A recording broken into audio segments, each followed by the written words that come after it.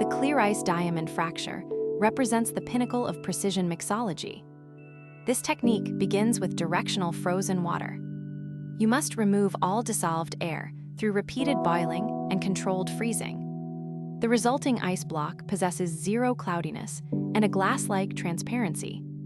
When you pour a carbonated spirit over this crystalline structure, something extraordinary happens. The thermal shock creates a delicate fracture pattern across the ice surface. This is not random.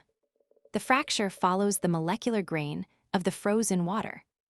Each crack amplifies the sound of rising carbonation. The bubbles travel upward through the golden liquid, creating a continuous cascade of micropops. This is the sonic signature of the frost and the fizz. The condensation on the glass exterior tells you the temperature is exactly where it should be. Serve this drink in a heavy crystal tumbler. The weight and thickness of the glass preserve the cold while amplifying every auditory detail. Listen to the fizz. Watch the fracture. Taste the precision.